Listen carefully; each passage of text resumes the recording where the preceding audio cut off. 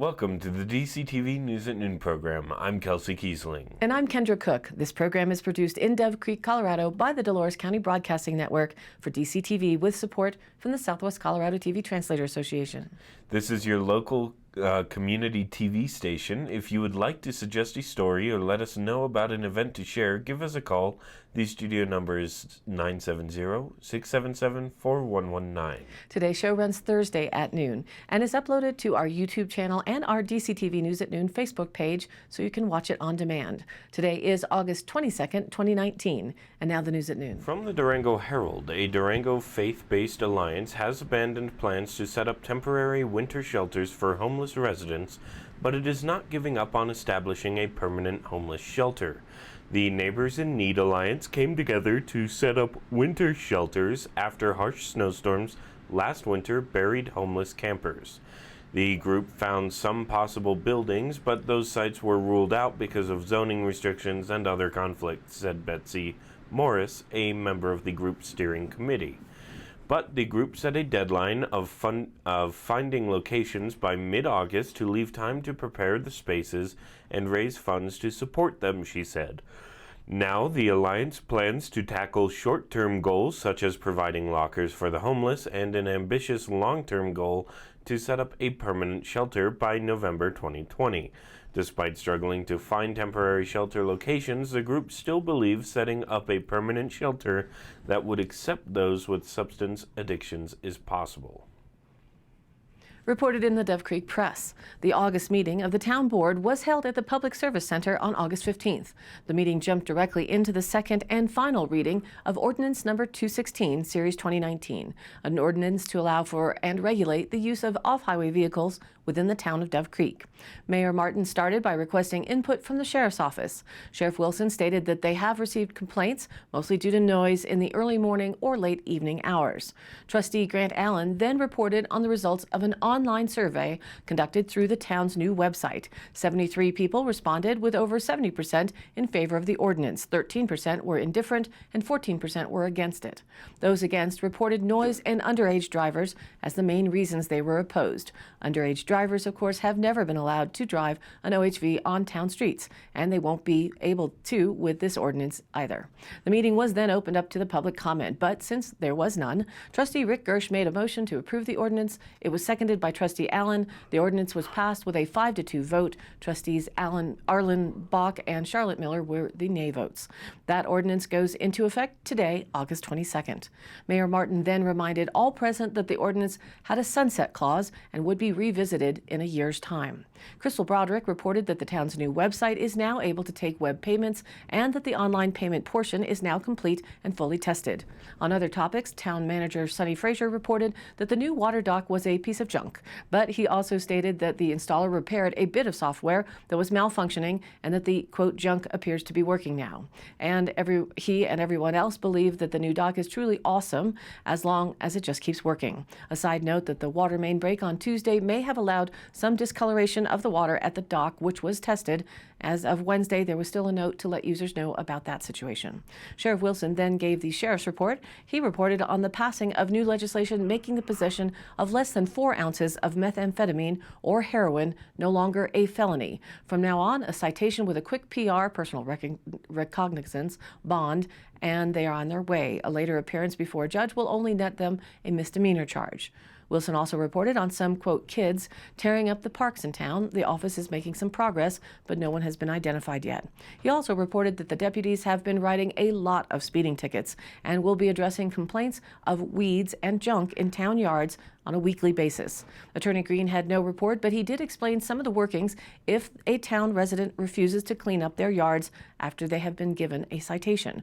The resident will then have 10 days, quote, right to cure the problem. If they do not, the case will then proceed to the courts, allowing the town to rectify the problem and then bill the owner. If the owner refuses to pay, the bill will be attached to their property taxes.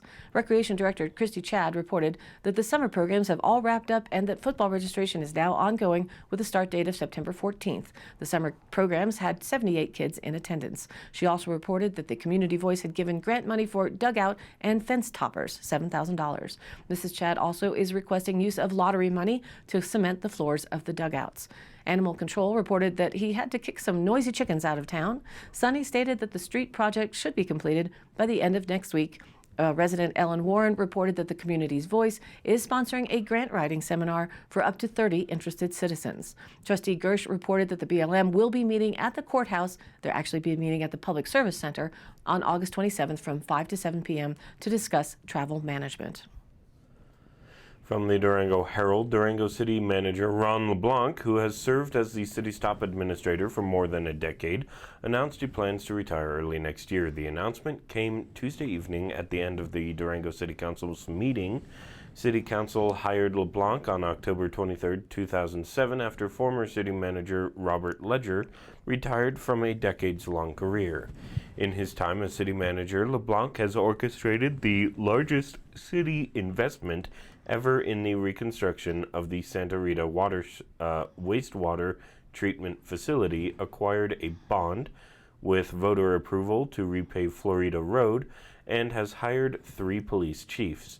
His salary, including benefits, is $195,582, according to the 2019 approved city budget. City councilors thanked the city manager for the heads up for his nearly 12 years of service, and for, in LeBlanc's words, my desire to assist the city council with an orderly transition. From the Journal, AP photo John Locker. The former Colorado Governor John Hickenlooper, who dropped out of the Democratic presidential contest last week, has launched a bid for a U.S. Senate seat with the aim of ousting Cory Gardner, regarded as potentially one of the most vulnerable Senate Republicans in 2020. In an announcement video posted Wednesday night, Hickenlooper proclaims himself a, quote, straight shooter, as he's seen playing pool in a Denver brew pub he co-founded. Quote, I've always said Washington was a lousy place for a guy like me who wants to get things done, but this is no time to walk away from the table, the former 2-term governor says. Quote, I know changing Washington is hard, but I want to give it a shot. I'm not done fighting for the people of Colorado. So the Hickenlooper video pledges to work on several issues, including protecting the health insurance of people with pre-existing conditions, lowering prescription drug prices, combating climate change, and protecting public lands. Hickenlooper had been under pressure from national and state Democrats to abandon his presidential ambitions to challenge Gardner in what the party views as a prime pickup opportunity next year in the Senate. Gardner narrowly defeated Democratic incumbent Mark Udall in Colorado's 2014 Senate race. After the 2018 midterm elections, he became the only Republican holding statewide elected office in Colorado. Hickenlooper's announcement upends a crowded Democratic primary field in Colorado. A recent poll conducted by Garen Hart Yang Research Group for an unnamed national organization showed Hickenlooper with a massive lead in a potential Democratic Senate primary, favored by 61% of likely voters. The nearest rival came in at 10%. Hickenlooper, who finished his tenure as governor at the beginning of the year, had struggled to translate his popularity in Colorado to the presidential race. In a field of more than 20 candidates, Hickenlooper remained stuck near the bottom of the pack, struggling to top 1% in most national polls.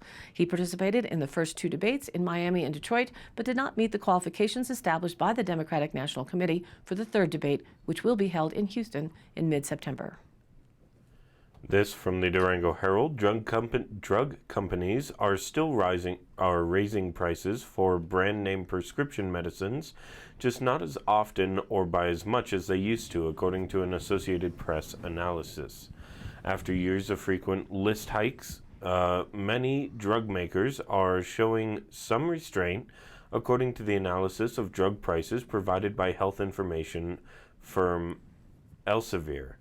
In the first 7 months of 2019, drug makers raised list prices for brand name prescription medicines by a median of 5%. That's down from about 9% or 10% over those months the prior 4 years, the AP found. From January through July this year, there were 4,483 price hikes, down 36% from that stretch in 2015. Several large manufacturers skipped their usual mid-year increases, noted Elsevier drug pricing expert Kay Morgan. Those include industry titans taking heat for high prices, including Pfizer, Novartis, Amgen, AbbVie, and Johnson & Johnson. For years, they and many other drug makers raised list prices on brand name medicines up to 3 times annually, sometimes 10% or more each time. Now companies are taking more of their increases in January, reaping the extra revenue all year and foregoing early summer hikes. Still, there were 37 price hikes for every decrease in the first 7 months of 2019. The industry's restraint comes as lawmakers of both parties in Congress and the Trump administration are advancing measures to try to curb costs, a concerted effort not seen in Washington for years. Meanwhile, many states are trying to limit drug price increases or to allow residents to buy drugs at lower prices from pharmacies in Canada. And now, let's take a look at the weather.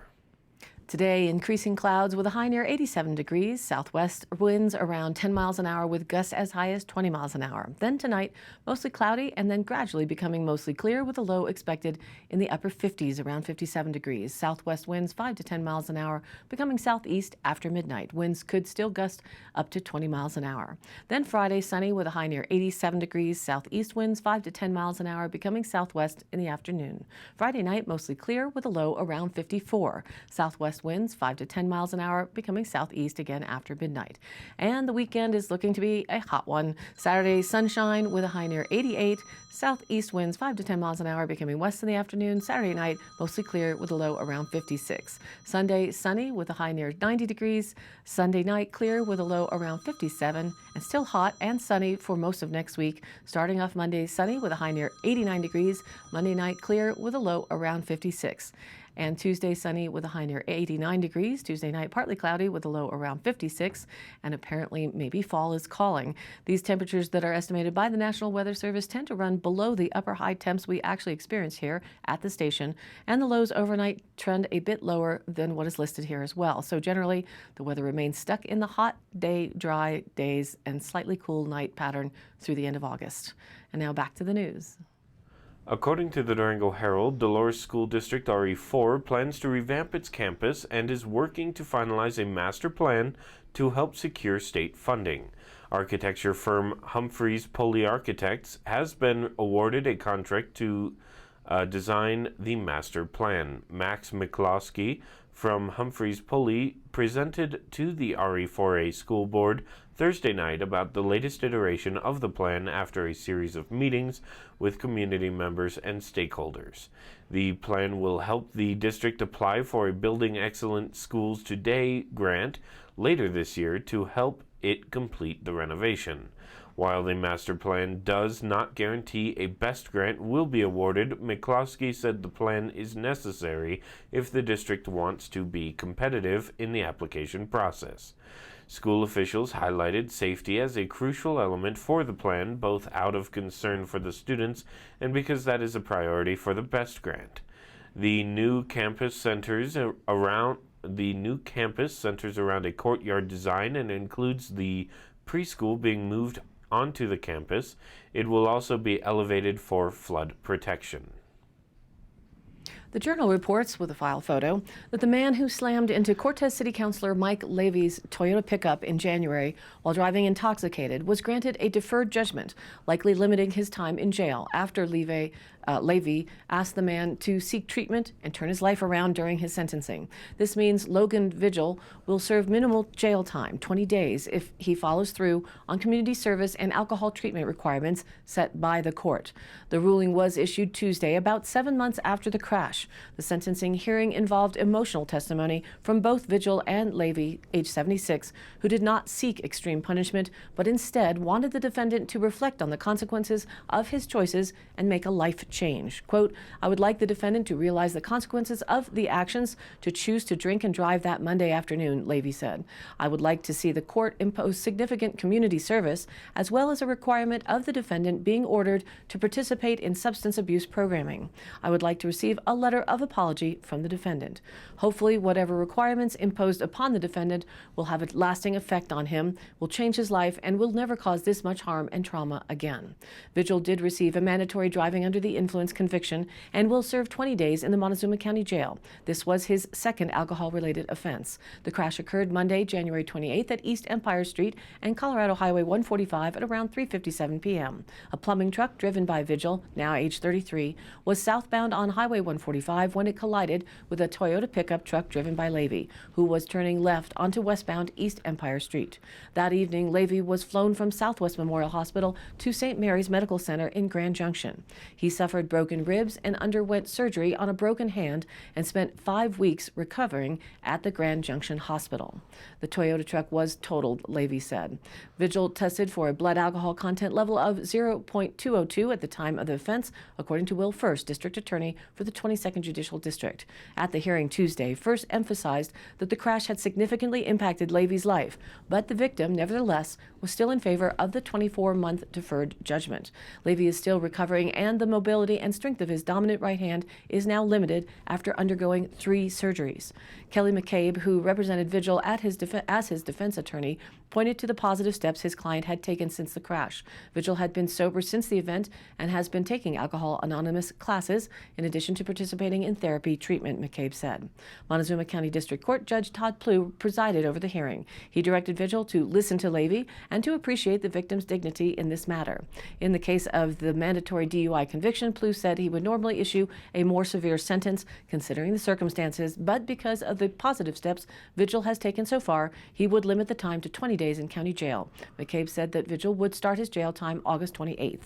Other conditions of the ruling included 24 months of probation, a victim impact panel, outpatient therapy, alcohol and mental health treatment, 80 hours of useful public service within the year, a defensive driving course, court fees, and an apology letter to Levy. From the Durango Herald, Ann Palmer, age 64, was in pain for months after falling off a ladder this winter and injuring her shoulder. The accident forced her to confront the fact that the cartilage in her shoulder had completely worn away. She said bone spurs in the joint. She had bone spurs in the joint and she needed a complete joint replacement. Right after Dr. Gareth Hammond with Animas Orthopedic Associates replaced her shoulder joint in July, she could feel the difference, she said. To help ensure Palmer's new joint was properly aligned, Hammond used a guide designed specifically for her anatomy using a computer-based model of her shoulder, he said. The new patient-specific guides bring far more precision to a traditionally tricky surgery, typically done to relieve pain from arthritis and restore range of motion. He said. Candidates for shoulder replacement surgery are usually 60 years old or older and have arthritis in the shoulder caused by old injuries, wear and tear, or disease such as rheumatoid arthritis, he said. Nationally, shoulder replacement surgery is expected to become far more common, in part because technology has made it easier for surgeons to complete and to ensure joints are better aligned. Reported by the Journal with a file photo. The time of year is approaching when people are likely to encounter more tarantulas than usual. It's not uncommon to see the hairy 8-legged creatures scurrying across the road or in search of potential mates during late summer and early fall. During this time, the male Grand Canyon black tarantula wanders randomly in search of a mate, hoping to find a match before its extensive 2-month journey ravages its delicate body. There has been extensive coverage of the migration seen in southeastern Colorado, but it's not a migration, but rather the local tarantulas coming out of their burrows, said Brent Hendrickson, a professor of biology at Millsaps College in Mississippi, who has been studying tarantulas for almost 25 years.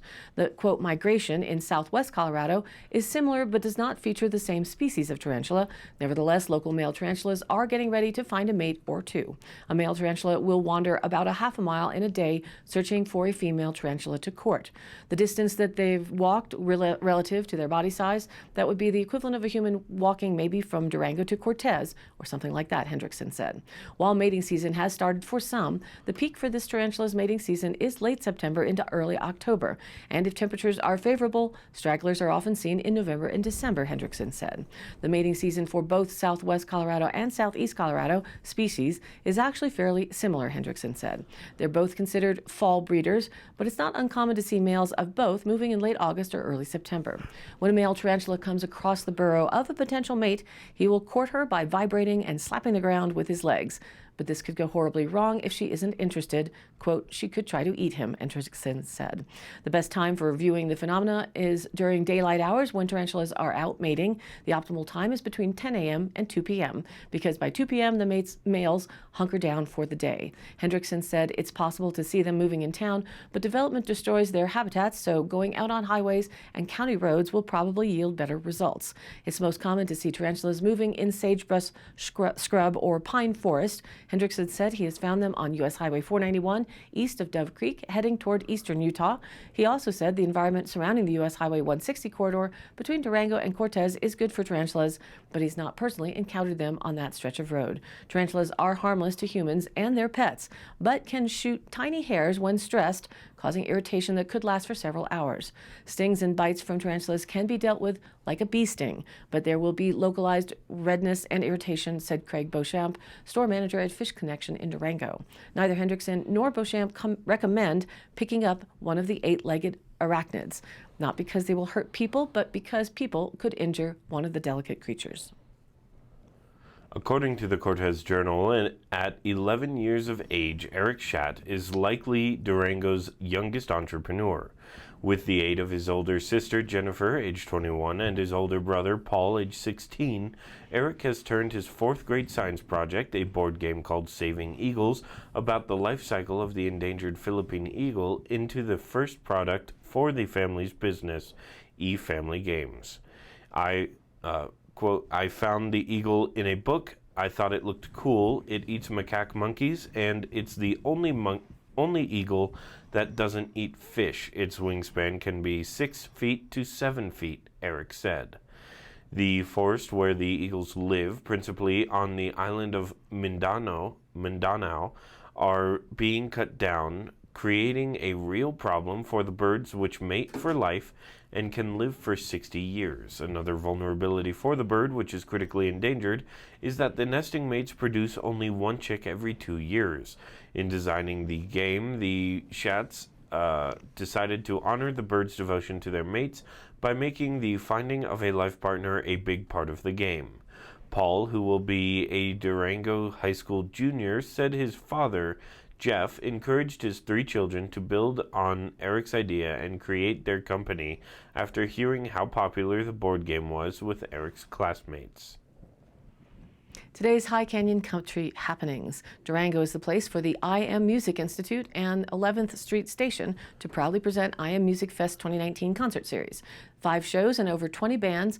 I Am Music Fest August concerts feature I Am student performances, PJ Moon and the Swappers, Loki Moon, The Fromrel, and Jerusa Funk.